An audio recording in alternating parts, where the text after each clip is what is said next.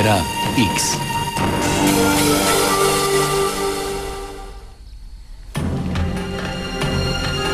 Nil, žila kucavica Egipta, rijeka koja natapa polja i jamči bogatu žetvu, dar bogova. Veličanstveni kipovi faraona uz rub zelene prevlake. Odmah s druge strane nje počinje područje mrtvih. Niču niotkud, svjedoci napredne civilizacije, groblja stara 1000 godina, svečane mumije s obojenim i zlatnim obrazinama, bajoslovna blaga, obožavani hramovi, zagonetne ruševine i cijeli gradovi. Sve usred beskrajnog pješčanog mora zapadne pustinje.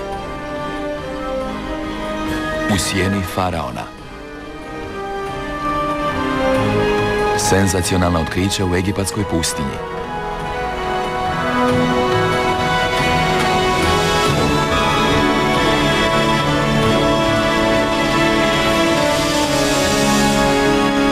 Kao i mnoga senzacionalna otkrića u Egiptu, i posljednje je počelo legendom. Mjesto radnje oaza Baharija, 400 km od Kaira. Dogodilo se to kasno poslijepodne 1. ožujka 1996. Čuvar obližnjega Aleksandrovog hrama vraćao se s posla. Kao i uvijek, jahao je ravno svojoj kući u rodnom selu. Njegov je makarac poznavao put i polako je kaskao vrućim pijeskom. Odjednom je, inače poslušna životinja, skrenula u sasvim drugom smjeru. Abdul Mogud bio je nemoćan. Nije bilo načina da obuzda tvrdoglavog magarca. Ubrzo je životinja naišla na neku čudnu jamu. Abdul je odmah radoznalo istražio to neobično mjesto. Pod mekim pijeskom nešto je svjetlucalo i presijavalo se. Brzo je obilježio to mjesto. Znao je što mu je dalje činiti.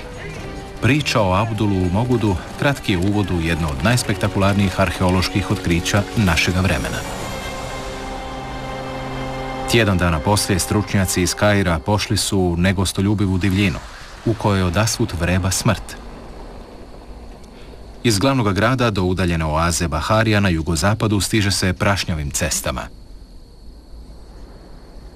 Voditelj arheologa, dr. Zahi Havas, stigao je osobno. Naslutio je senzaciju. U ožujku 1999. nakon nekoliko pokusnih iskapanja, dobiveno je zeleno svjetlo za prvi stupanj iskapanja. Istaknuti je arheolog na golemom lokalitetu naišao na nešto o čemu nije ni sanjao. Stranim studentima bilo je dopušteno da pod njegovim nadzorom sudjeluju u spektakularnom pothvatu. Kucnuo je čas. Silazak u tamu. Uzbudljiv trenutak, čak i za nekoga tako iskusnog kao što je Havas. Pred njima se ukazala podzemna nekropola s vijugavim prolazima i bezbrojnim komorama. Nevjerojatno mjesto. Golemo na izgled beskrajno groblje. Uzane zasebne grobnice izmjenjuju se s komorama u kojima su mnogobrojna tijela. Uokolo razbacani ostaci ljudskih kostiju. Prikazi Anubisa na ulazu u veliku prostoriju. Bog mrtvih motrio je pokojnike na putu na drugi svijet. Voditelj iskapanja znao je da je pronašao nešto jedinstveno, ali još nije bio svjestan punih razmjera tog otkrića. Nagurana zajedno, povijena tijela u raznim stupnjevima očuvanja. Neka su imala maske izražajnih očiju od stakla i obsidijana, druga su se pak praktički raspala. A onda napokon lica od sjajnoga zlata. Dragocjeni pokrovi iz davno minulog vremena. Podzemno nalazište očigledno nije opljačkano. Rijetko sretan događaj za znanstvenike.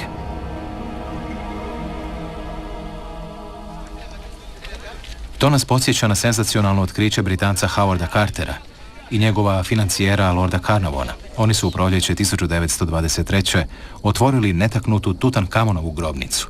Cijeli je svijet bio očaran divotama Egipta. Naslovi i fotografije veličanstvenih grobnih predmeta mladoga faraona obišli su svijet.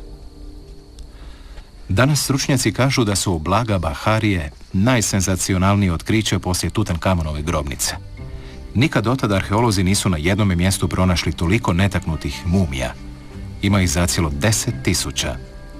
Za sad je to puko nagađanje, budući da su istraživači tek na početku golemog posla koji ih očekuje. Neke su mumije umjetnički povijene, druge su jednostavno umotane u platno. One najljepše imaju obojene ili pozlačene obrazine. Ukrasi pojedinih mumija svjedoče o njihovu podrijetlu.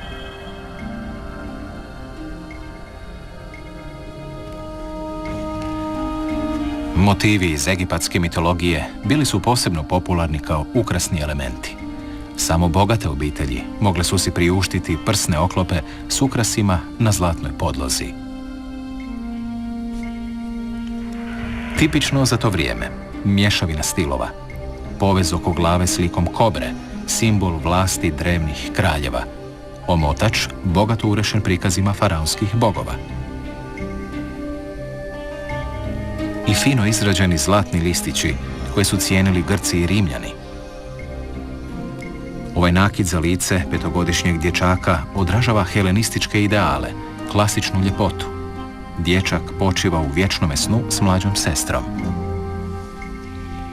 Uzvišeno dostojanstvo, veličanstvena mumija čovjeka iz više klase. Pažljivo izrađeni Horus i zmija Ureus blistaju ispod debelih uvojaka kose. Obilježja vlasti koja su nekoć samo faraoni smjeli nositi. Stroga je tradicija popustila kad su zemljom u dolini Nila zavladali strani namjesnici. Nekoć isključivi simboli suverenosti postali su dio kulta mrtvih i za običan puk. Ubrzo je Zahiju Havasu postalo jasno. Narod oaze podigao je golemu nekropolu za vrijeme grčko-rimskog razdoblja.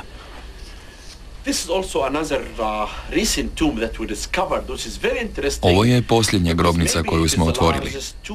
Možda najveća koju ćemo ovdje pronaći. Naime, u njoj je 41 mumija. Do sad smo otkrili 220 tijela u dolini zlatnih mumija. Znanstvenici procjenjuju da cijelo nalazište obuhvaća područje od oko 6 četvornih kilometara. Cijela vojska arheologa obilježila je 600 lokaliteta jednake veličine u udubljenju u tlu. Ovdje su stanovnici Baharije pokapali svoje mrtve u razdoblju između 300. godine prije Krista i 200. godine poslije Krista. Tko je u to vrijeme živio na samotnom zelenom otoku, daleko od središta vlasti na Nilu? Kako su si ljudi koji su ondje živjeli u to vrijeme mogli priuštiti takvu pogrebnu raskoš? Praznovjerni Egipćani oduvijek su se bojali pustinje, carstva zmija, demona i nemirnih duhova, područja punog mračnih tajni. Vjerovalo se da je na kraju svijeta vatreni ocean i vrata u drugi svijet. Carstvo mrtvih, u potpunoj milosti silovitih pješčanih oluja i neumoljivog sunca. Pustoši je vladao Set, bog tame i zla, koji je ubio svojega brata Ozirisa. Horus je osvetio taj zločin, a počinitelja uškopio. Set je pronašao novi dom u plamenu pakla. Prema legendi, svatko tko bi ga izazvao, svoju bi drskost platio životom. Kao 50.000 vojnika ponosnoga perzijskog kralja Kambiza, moćna je vojska netragom nestala u beskraju pješčanog mora prije 2500 godina. Istraživači i pustolovi pokušavali su utvrditi kakva je sudbina snašla nestalu vojsku. Ali Set čuva svoju tajnu. Još i danas beduini kažu da zmije otrovnice motre grobove na lijepome zapadu. Hieroglifi su također prikazivali svetu kobru kao zaštitnicu mumija. Nitko ne može nekažnjeno narušiti san pokojnih. Mitska čarolija ubojitog čuvara nekropola ostala je neometana tisućama godina. Čak se ni pohlepni pljačkaši grobova nisu usuđivali kročiti na zemlju bijelih stijena da se dočepaju skrivenog blaga. Zahvaljujući tomu, ova su drevna nalazišta u goloj divljini ostala netaknuta. Zelena područja zapadne pustinje. Herodot, otac povijesti, nazvao je ovaj plodni kraj otokom blagoslova. Nisu to mali rajski vrtovi, nego kotlina koja zahvaća mnogo četvornih kilometara, s prijestolnicom i širokim poljima obradive zemlje. Krda deva, dika i metak svojih vlasnika. Premda su u nova vremena odavno stigla u Bahariju, mnogi još žive u skladu s drevnom tradicijom. Kao u davna vremena, oni grade kuću od nepečenih glinenih opeka. Taj oblik gradnje lako je izvediv na vrućini bez vlage. Karavane su nekoć bile jedina poveznica između dalekih naselja u pustinji. Samo su goniči deva poznavali opasne rute. Ta ničija zemlja ostala je za istraživače terra incognita sve do novih vremena. Prazna točka na zemljovidu. Opremljen žirokompasima i s 500 tankova vode, njemački geograf Gerhard Rolls 1874. stiže u zapadnu pustinju. Međutim, njegova ekspedicija nije uspjela. Veliko pješčano more pokazalo se nesavladivom zaprekom. Mađar Laszlo Almaši stigao je nakon Prvog svjetskog rata. Hollywoodski film Engleski pacijent preko noći je pronio njegovu kontroverznu slavu. Taj se pustelov nadao da će u vrućoj pustinji pronaći prethistorijska nalazišta. Zahi Havas nedavno je uspio tamo gdje on nije. Havasova iskapanja u Bahariji pratila je sretna zvijezda. Pod neuglednim selom u oazi otkrio je drugu podzemnu nekropolu.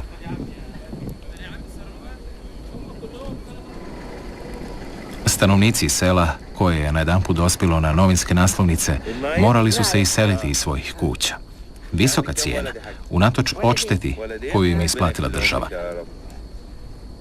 10 metara pod zemljom, grobovi iz 26. dinastije s kraja 7. stoljeća prije Krista. Ovaj put snimateljska ekipa prati voditelja arheologa u carstvo tame. Kroz splet prašnjavih prolaza i zagušljivih prostorija na putu u neobično razgledanje nalazišta. Uzbudljiva je vijest pristigla prije samo nekoliko sati. Radnici su otkrili divovski sarkofag u manjoj sporednoj prostoriji. Havas odlučuje da će ga otvoriti. Iskusni ljudi na dijelu. Na prvi pogled, posljednje počivalište od vapnenca izgleda savršeno netaknuto. Pečat na sarkofagu nije oštećen. Drugim riječima, izgledi za pronalaženje netaknute mumije su veliki. Svaki pronalazak korak bliže u poznavanju povijesti drevne Baharije i njezinih stanovnika. Uzbuđenje među ljudima raste. Što će iznjedriti kameni kip? Teški sarkofag načinjen je od 2 grubo isklesana bloka, bez ijednog ukrasa. To jasno pokazuje da je pokojnik bio pripadnik niže srednje klase. Drugim riječima, ne može se očekivati nikakvo osvjetlucanje zlata. Obrisi tijela jasno su vidljivi. Povoji mumije, tijekom balzamiranja natopljeni u aromatska ulja i paklinu, pocrnjeli su, osušili se i raspali u bezbroj komadića. Ipak, ljudi su zadovoljni. Kad otvorite nešto netaknuto, ne možete znati što je unutra. Imali smo sreće i pronašli mumiju koja potječe iz razdoblja oko 500. godine prije Krista. Drugim riječima, stara je 2500 godina. Međutim, mumija ne odaje ništa više. Ali grčko-rimsko groblje krije novo iznenađenje. U jednoj uskoj niši mumija mlade majke. Usne na njezinoj posmrtnoj maski blago su razdvojene. Idealizirani portret. Do nje posmrtni ostaci njezino 2 djece. Znanstvenika uvijek osupnu ista obilježja. Lica su oblikovana svako za sebe, ali nemaju nikakvih crta koje bi im odredile dob. Djeca kao da plaču. Kakva se tragedija krije iza ovih izražajnih maski? Poput detektiva, Havas bilježi svaku pojedinost, prikuplja podatke i nastoji steći opću sliku. Međutim, priče koje okružuju ljude i za koje vjeruje da ih može rekonstruirati s obzirom na položaj mumija i način na koji su položene, ostaju na razini pretpostavke. Osobito su me ganule ove 2 mumije, muškarca i žene. Pogledajte joj lice. Okrenuta je prema mužu, jer želi biti uz njega, jer ga želi gledati čak i nakon smrti. A ovo je mumija mlade žene. Obrazi i usne su joj našminkani. Vjerojatno je bila pred udajom. Ali mladenka je, kako je stručnjaci od milja nazivaju, umrla. Prema drevnim vjerovanjima, ako je smrt prethodila vjenčanju, vjenčanje se obavljalo na drugome svijetu. Danas se još uvijek smatra da je šik kad žena stavi mnogo rumenila na obraze, osobito na najsretniji dan svojeg života. Pripreme koje mlade žene obavljaju za vjenčanje jedva se razlikuju od onih u davna vremena. Biće potrebna analiza DNK da se otkrije zašto je djevojka iz rimskih vremena umrla tako mlada. Pored mumija u ovoj smo prostoriji pronašli 12 kipića narikača s rukama iznad glave. Ovako. Naricanje je bilo profesionalan posao. Narikače kao glineni kipovi, osobitost kasnog egipatskog razdoblja. Tim su motivom bili ukrašeni zidovi velebnog sustava grobnica još u vrijeme faraona. Angažiranje narikača u to je vrijeme bilo povlastica više klase. Što je pokojnik bio ugledniji, to je veći broj plaćenih narikača. Međutim, prije 2000 godina i srednje su klase počele javno oplakivanje prepuštati narikačama.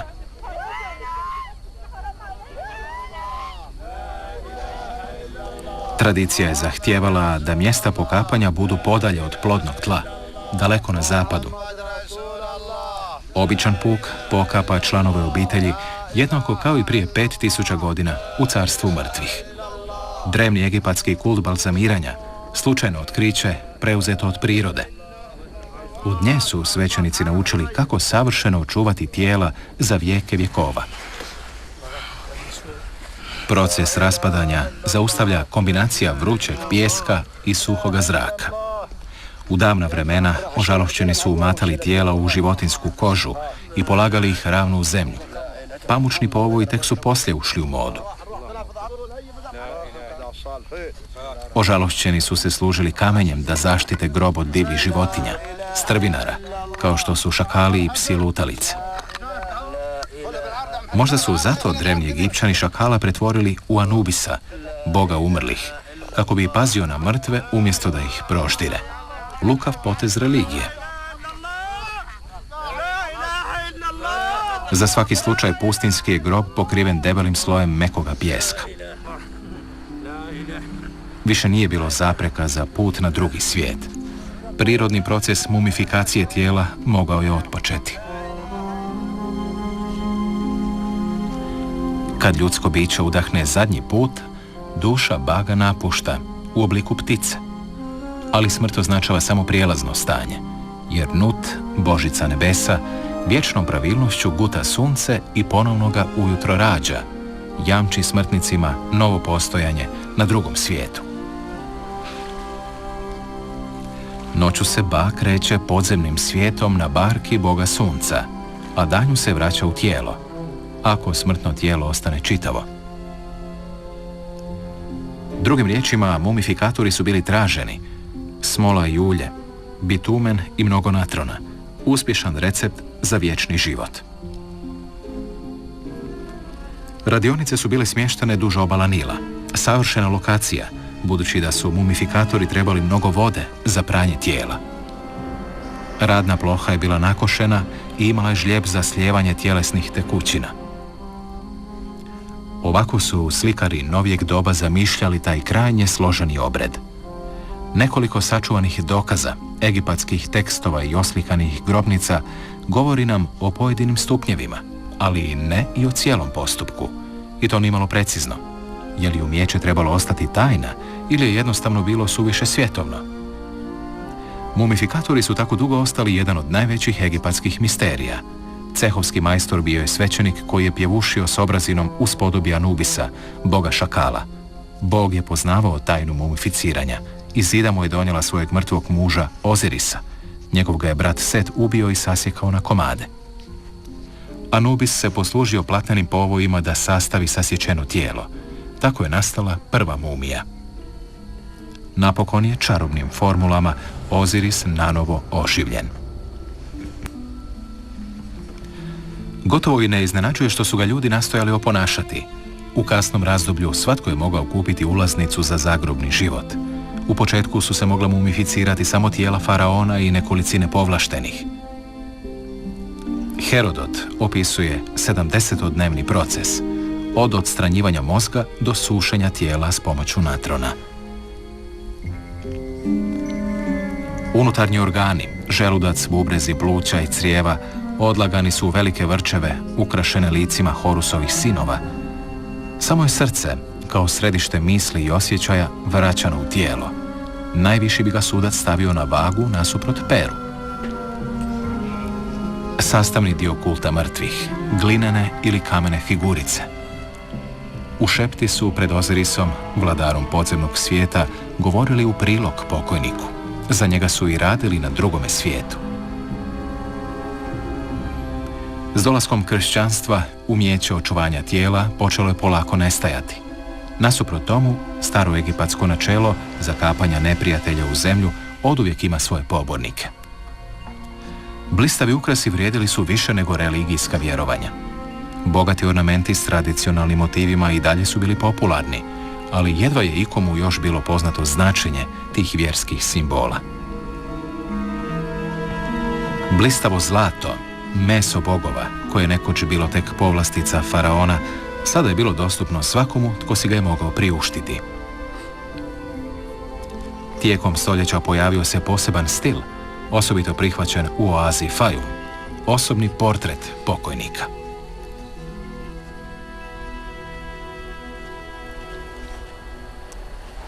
Dr. Nasru Iskander, istaknuti kairski stručnjak za mumije, tvrdi da mumifikatori u to vrijeme nisu bili vješti u svojem poslu.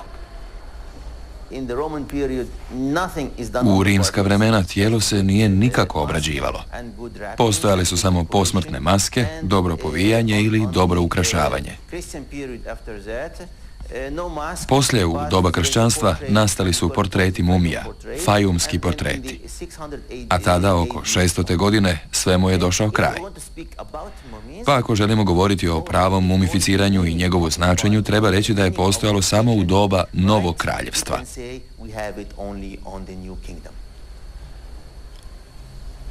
Kao dokaz, čovjek iz muzeja pokazuje jedan od dragocjenih predmeta koji u njegovoj restauratorskoj radionici čekaju temeljiti pregled. Mumija njegova kraljevskog veličanstva Ramzesa III iz 20. dinastije stara je više od 3000 godina. Orlovski nos, obilježje glasovite obitelji Ramzesida. Faraon je umro kao 70-godišnjak. Njegova je mumija dokaz vještine drevnih stručnjaka u primjeni kemikalija.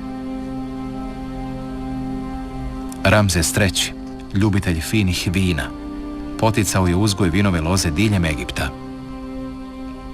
Posmrtni ostaci njegova prethodnika, Tutmozisa I, u još su boljem stanju. Tutmozis III također je primjerno balzamiran. Pretvorio je oaze u protektorate svojega carstva. Nekoć su njegovi tanki prsti bili poklopljeni zlatnim vršcima da zaštiti nokte.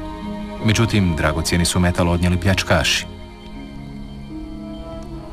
Ahmozis, prvi kralj iz 18. dinastije, sa ženama koje je najviše volio, priležnicom i svojom legendarnom ženom Ahmoze Nefertari. Slavne osobe na broju, remek dijela mumifikatora.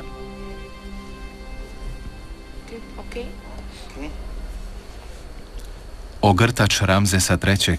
Istkan je od najfinijeg platna. Prekrivači od tkanine zamijenili su životinjske kože, u kojima su mrtvi stoljećima polagani u zemlju na lijepom zapadu.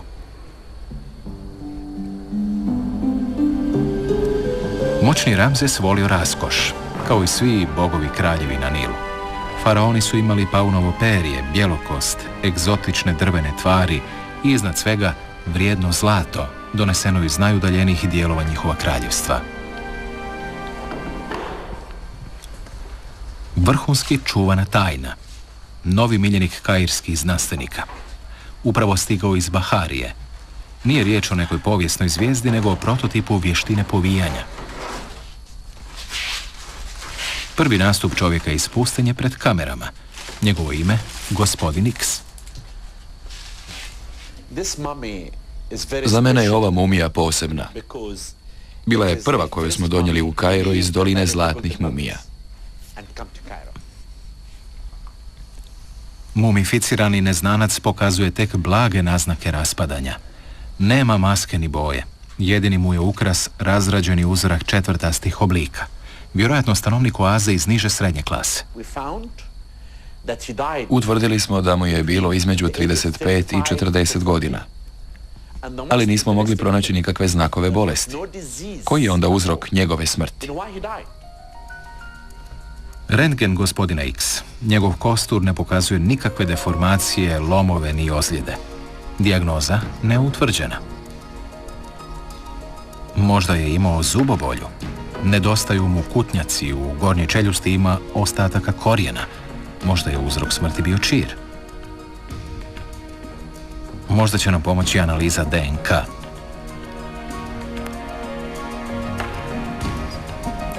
Ispitivanje genske strukture krajnje je složen proces. Tvari, zubi, kosti i tkiva daju istraživačima obavijesti o davno minulom životu. DNK nas može izvijestiti o dobi, bolestima, rodbinskim vezama s drugima i križanju među ljudima. Samo će vrijeme pokazati kakve tajne mogu odgonetnuti građevni blokovi gospodina X. Oaza Baharija nudila je dobre životne uvjete još od antičkih vremena. Prirodna vrela i bunari načinjeni ljudskom rukom stvorili su mali pustinski raj s dovoljnom zalihom vode.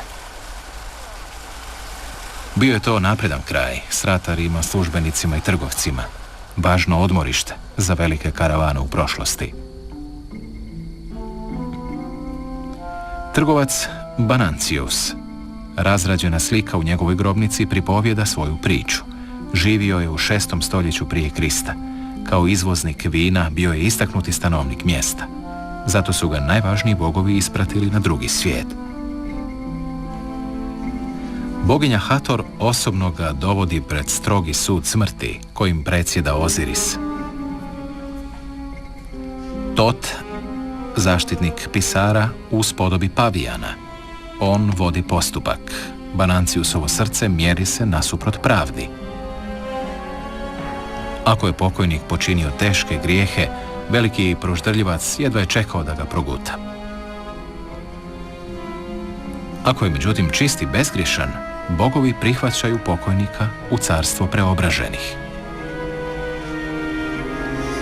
Možda se za trgovca vinom zauzeo Bes. Taj zaštitnik vina bio je osobito popularan u sjevernoj oazi. Tadašnji su stanovnici u njegovu čast podigli hram, što pokazuje važnost Baharije kao područja pogodnog za uzgoj vinove loze. Nekoć velebni spomenik od glinenih opeka, dostojno svetište za patuljka golema trbuha. Kao i mnoga druga egipatska božanstva, i Bes ima više dužnosti. Odbijao je demone, pomagao trudnicama i nadgledao živahne gozbe. Baharija je u rimska vremena doživjela trgovački procvat. Vladari iz Tibra boravili su u utvrdi El Hajz. Priređivali su razuzdane zabave da lakše ubiju vrijeme u pustinskoj osami. Tvrđava je imala vlastite vinarije, gdje se obrano grožđe gazilo u velikim bazenima. Mošt je tekao niz nakošeni pod i kroz rupu se slijevao u sljedeći bazen u kojem je fermentirao. Vinar se dalje služio svim trikovima svojeg zanata da razbistri vino. Vinari su uzgajali različite vrste grožđa. Najbolja vina prodavala su se pripadnicima visokih slojeva, koji su obilno pili. Običnom puku isporučivalo se vin ordiner. Vino kao eliksir života. Za Egipćana je bilo 5000 godina usko povezano s vjerovanjem u besmrtnost. Najtraženija roba Baharije, slatko vino od datulje. Uzgajivači su ih u velikim količinama dostavljali u dolinu Nila. Na glinenim su pločicama bilježili godinu, kakvoću i vrstu vina. Prvo etiketiranje u povijesti. Čarobne sile toj ukusnoj tekućini nisu pripisivali samo žitelji toga kraja, nego i Rimljani. Prikazi vinove loze bili su neizostavni u njihovim grobnicama. U antici su se opijali u prisutnosti bogova i uz njihov izričit blagoslov. U takvom pijanom stanju i ekstazi ljudi su se osjećali bliski bogovima. Kažu da je sam Oziris prvi od grožđa načinio alkohol. Daj mi 18 pehara vina jer želim biti pijan. Moje unutrašnje ja je poput slame, piše na jednom natpisu. No Baharija u antici nije bila glasovita samo po vinu. Aleksandrov hram na zapadu oaze. Jedino svetište u cijelom Egiptu posvećeno tom osvajaču. Je li podignut na zapovjed samoga vojskovođe? Na reljefu teško načetom vremenom prikazan je kao faraon. Ispruženih ruku nudi žrtvu bogu Amunu. Je li veliki Makedonac zastao u Bahariji nakon svoje krunidbe? Zahi Havas uvjeren je u to. Vjeruje da su svetište i dolina mumija blisko povezani.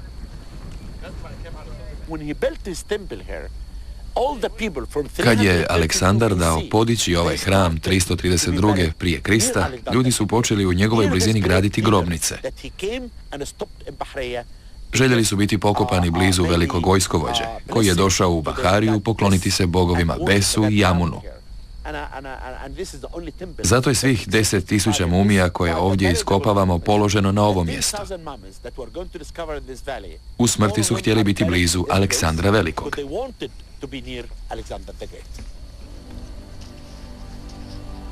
Nekropola je doista u ravnini s hramom.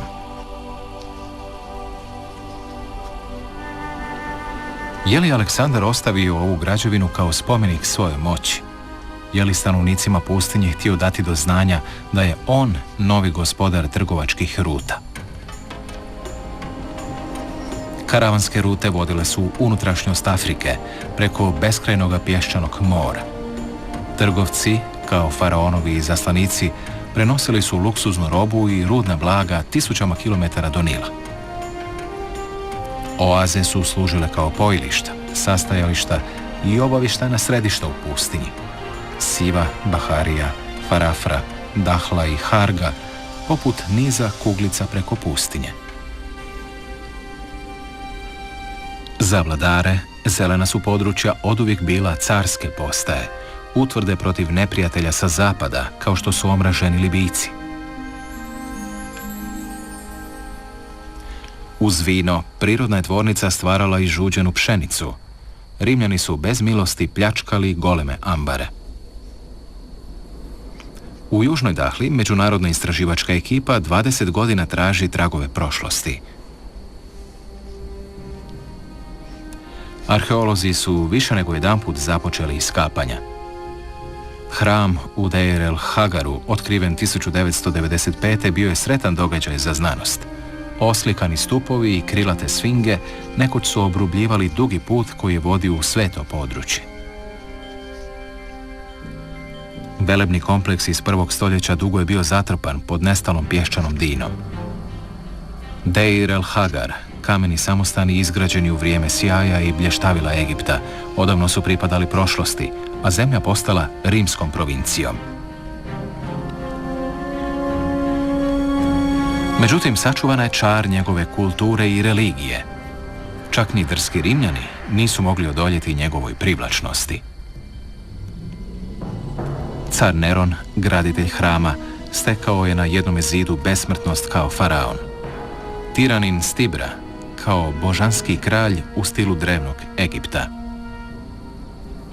Njegovi su se nasljednici ponašali slično.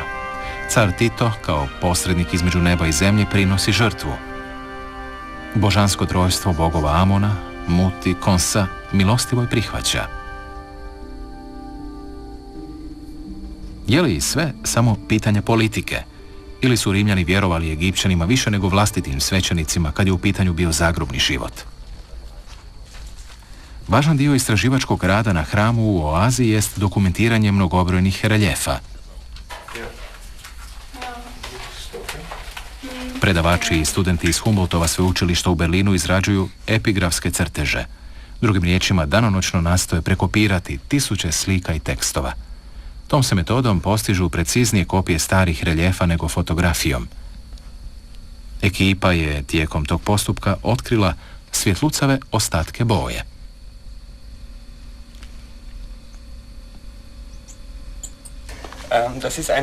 Ovo je bljedoljubičasta. Boja je ovdje nešto doista posebno. Svjetloljubičasta uvijek upućuje na to da je reljef pozlačen. Zlato se nanosilo na ovu boju, što je davalo još veći sjaj. Presvučeni dijelovi zacijelo su svjetlucali poput dijamanata na jarkome suncu.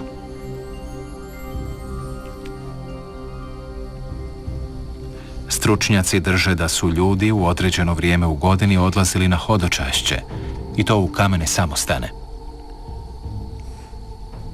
Istraživači su naišli na tajnovitu tamnu nakupinu na tlu svetišta, s vratima hrama i stupovima. Kemijskom analizom utvrđeno je da je riječ o smoli i biljnim uljima. To je jedinstveni dokaz kulta koji se njegovao u Deir al-Hagaru. Trebamo zamisliti da se za važnih obreda, kad bi iz hrama u pratnji raznih svećenika izašao Bog, ulje proljevalo na ulaznim vratima ili posebnim reljefima, na primjer, da otjera zle duhove.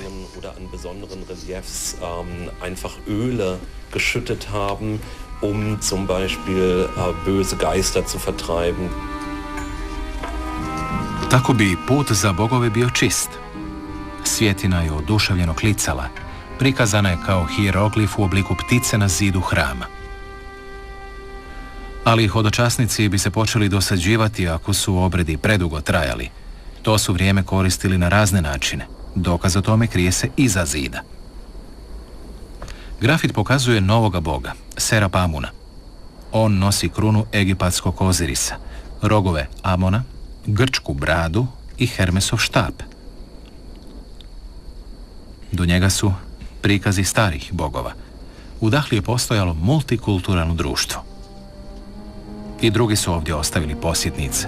Gerhard Rolfs i članovi njemačke ekspedicije iz 1874.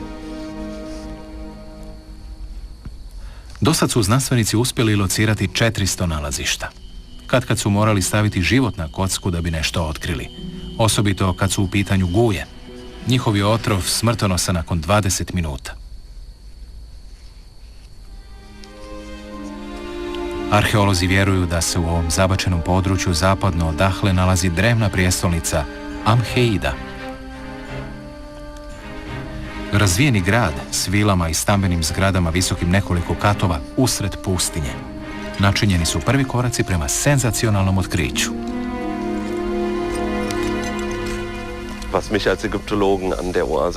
Kao egiptologa, u oazi Dahla osobito me oduševljava to što su nalazišta iz grčko-rimske ere tik uz zona iz Staroga kraljevstva. Drugim riječima, mjesta s 2000 godina razlike.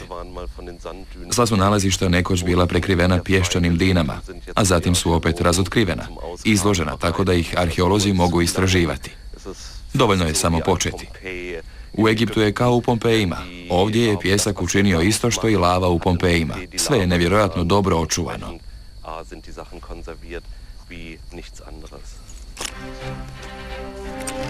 Cilj opsežnog pothvata jest puna rekonstrukcija povijesti oaze s pomoću stoljetnih tragova. Životni izazov za mnoge naraštaje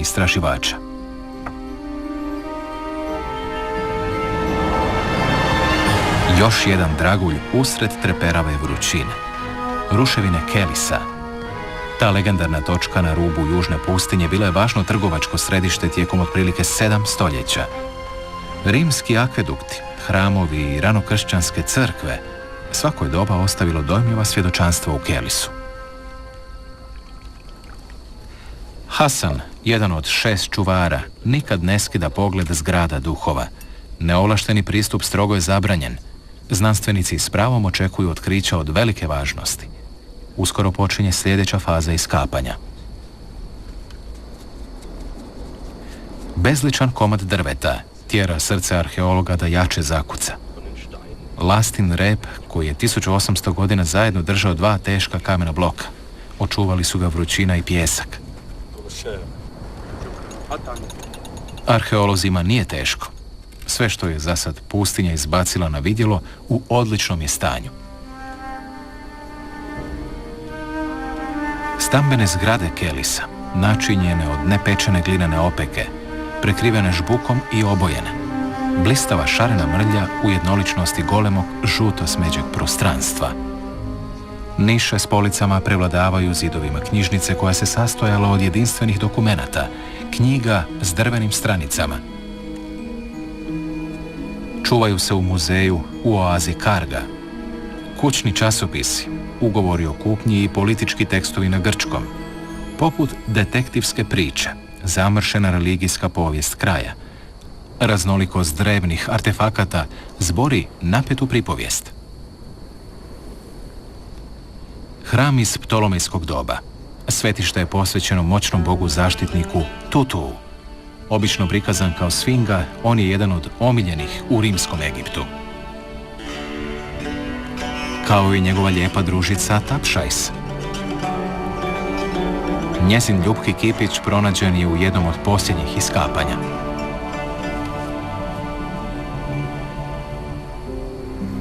Prvi među pustinskim bogovima je jezivi lik. Prostrani hramski kompleks svjedoči o bezrezervnom obožavanju sjenovitog Seta, jedino svetište u zemlji faraona posvećeno bratu ubojici. Setov se lik, prezren u dolini Nila, promijenio u oazama. Od tog je trenutka postao novi lik svjetla koji štiti pakao prašine na lijepome zapadu i jamči svojim stanovnicima plodno tlo. Kult je nastavljen čak i nakon što su kršćani došli živjeti u Kelis. Biser za povjesničare crkve i arheologe, najstarije kršćansko svetište u Egiptu. Nalazi pokazuju da je ovdje još 300. godine postojala napredna zajednica. Crkva se nije ustručavala protjerati svoju nepodobnu braću u pustinju. Svatko tko se opirao službenoj doktrini bio je obilježen kao heretik i prognan u egipatske oaze. Tu su sudbinu doživjeli rani teolozi Atanazije i Nestorij. Čak i daleki otoci u oceanu pijeska imali su za sobom dugu povijest kao odredišta izgnanih. Sablasno iznenađenje u samotnim ruševinama, mumificirano tijelo. Leži na ovoj neobičnoj lokaciji. Hoće li istraživači i ovdje naići na prostranu nekropolu? Zašto pokojnik nije pod zemljom, kao što zahtjeva egipatski kult umrlih? Kojem razdoblju pripada ovaj nevjerojatan nalaz? Ima još mnogo pitanja na koje treba dati odgovore. Veliko pitanje koje postavljaju i antropolozi i arheolozi glasi: kakav je bio sastav stanovništva i kako su izgledali ti ljudi?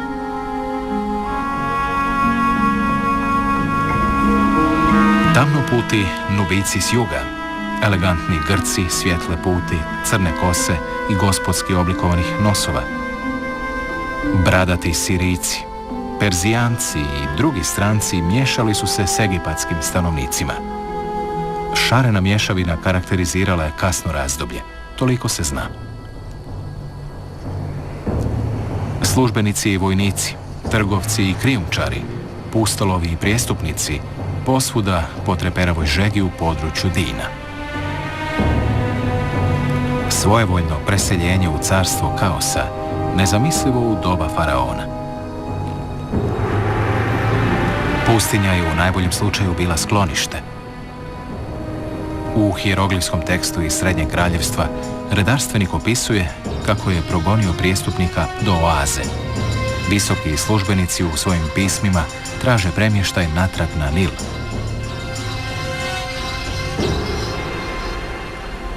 Slikoviti Kasr, tvrđava, glavni grad u oazi Dahli u srednjem vijeku. Danas je gotovo prazna, budući da novo doba ovamo još nije stiglo. Uske uličice vijugaju između visokih zidova kuća od glina. Prozorčići propuštaju vrlo malo sunca. Ukrase na fasadama i šarene lintele izradili su islamski arhitekti. Slikovit prizor.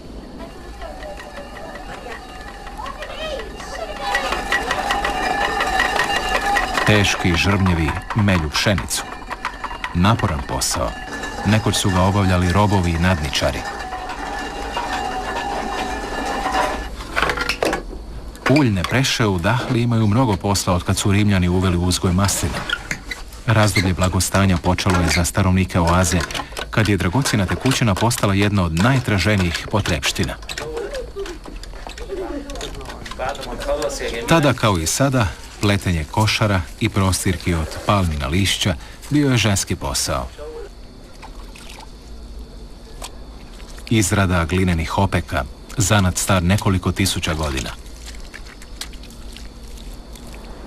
Svatko može sam načiniti jeftin građevni materijal.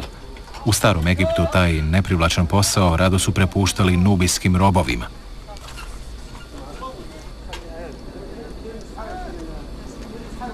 Vrijeme kao da je stalo i u lončarskoj radionici. Zasebne faze jednake su onima koje su ljudi davno odredili. Glina i mnogo vode. To je sve što čovjeku treba da načini ovaj traženi proizvod.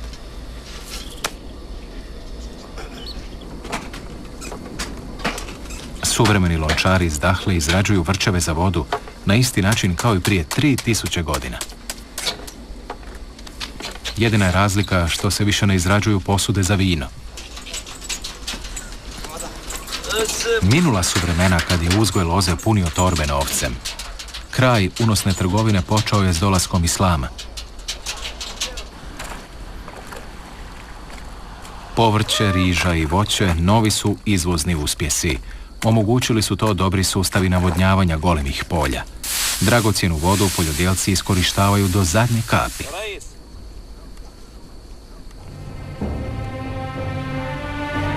Granica između plodnog tla i mora pijeska vrlo je tanka. Pustinja često nanovo preuzme svoj dio. Kad ljudi izgube stalnu bitku protiv prirodnih sila. Katastrofa je nadošla 500. godine. Golema nestalna Dina kretala se prema oazi nezaustavljivom snagom i progutala velike dijelove zelenog otoka.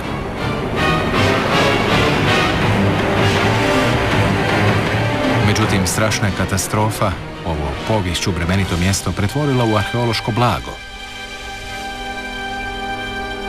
A s vremena na vrijeme, fini uskovitlani pjesak čak vrati dio svojega plijena, kao što su impozantni grobovi službenika istočno od Dahle.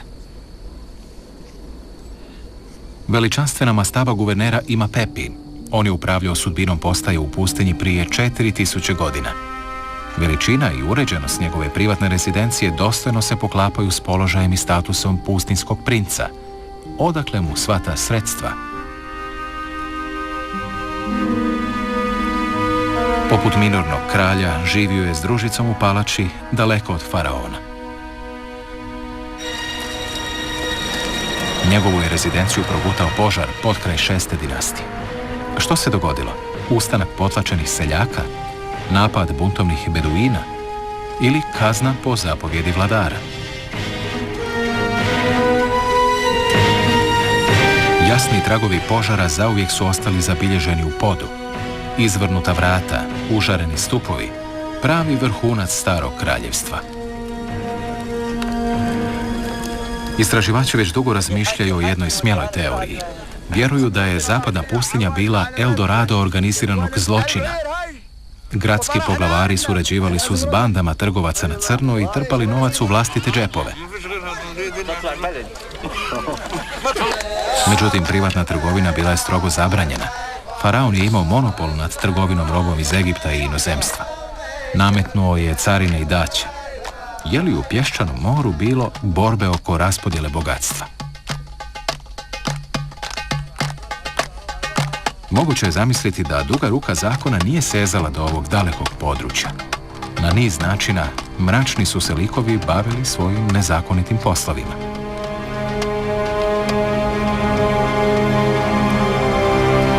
Drevni trgovački put od Crne Afrike, legendarna cesta 40 dana, proteže se preko vanjske oaze Karga sve do Asjuta. Tu se roba tovarila na čamce koji su se niz Nil otiskivali put prijestolnice. Luksuzni predmeti za kraljevski dvor i roba za izvoz u Sredozemlje. Teško natovarene karavane kretale su se u neopisivim uvjetima, po vrućini i po hladnoći. Vladala je velika potražnja za Noevim perjem, kožom slonova i leoparda, a prije svega za nubijskim zlatom. Kraljevi bogovi žedni vlasti nisu se ustručavali trgovati robljem. Nemilosrdno su iskorištavali male zemlje kako bi stvorili vlastito bogatstvo. Nisu namjeravali tolerirati bilo kakvu nezakonitu trgovinu. Nezakonita je trgovina imala slabi izglede u odnosu na službenu trgovačku mrežu. Ali nužda je majka domišljatosti. Pustinski pustolovi tražili su druge rute na ubojitoj vrućini. Opasne rute, ali vrlo unosne za tadašnju mafiju.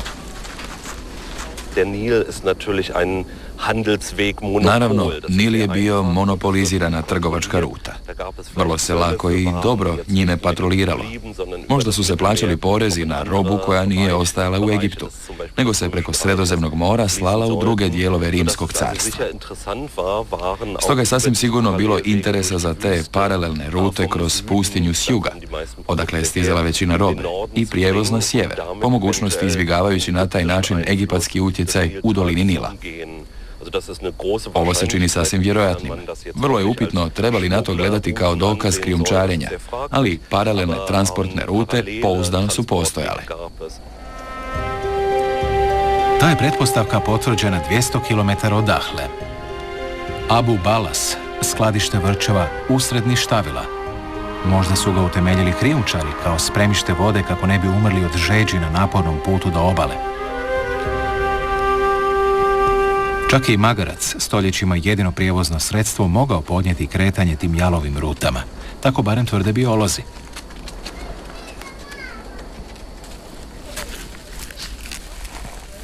Faraoni su bili savršeno svjesni zabranjenih transakcija u pustinji.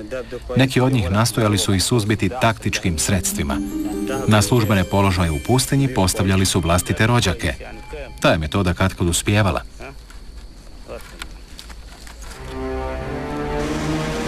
No, tek su Rimljani napokon stali na kraj nezakonitoj trgovini. Okupatori su vladali vrlo surovo.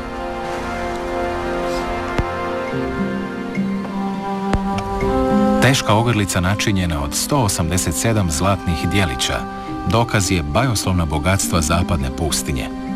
Blaga duša, senzacionalno novije otkriće koje je razbuktalo nagađanja o pljačkaškim hordama i tajnim trgovačkim putovima. Stručnjaci dalje nastoje utvrditi komu su ovi vrijedni predmeti pripadali i kako je dragocjena kovina iz Nubije stizala u Duš.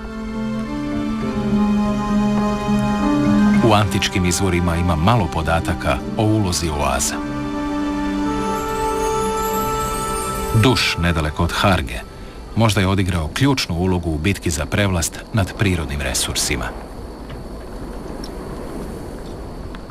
Isto se odnosi na Bahariju, grobnica upravitelja oaze iz 26. dinastije, kasno razdoblje, bogata raskoš, još jedan dijelić u golemom mozaiku za doktora Havasa.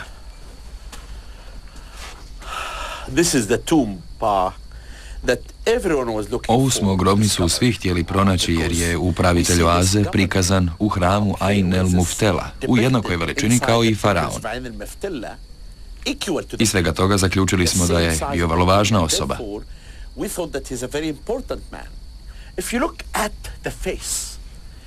Pretpostavljam da je ovo lice izrađeno u Memphisu. Načinjeno je od vapnenca, a cijeli nalaz teži oko 16 tona. Možete zamisliti kako je to bilo prenijeti ovaj antropoidni lijes od Memphisa do ovde. Obitelj je bila neopisivo bogata. Ne zna se točno je li to bogatstvo stekla zakonitom trgovinom vinom ili na golemom crnom tržištu. I grobnica njegova oca i sarkofag njegove žene također svjedoče o nevjerojatnom obiteljskom blagu. Pokažu li se ove teorije istinitima, dobiva se sasvim nova slika oaze. Njome nisu upravljali siromašni seljaci i čestiti trgovci u službi faraona, nego lukavi krijumčari i korumpirani službenici. Možda su ti gusari u moru pijeska slomili gospodarsku moć Egipta i na taj način pridonijeli padu faraona.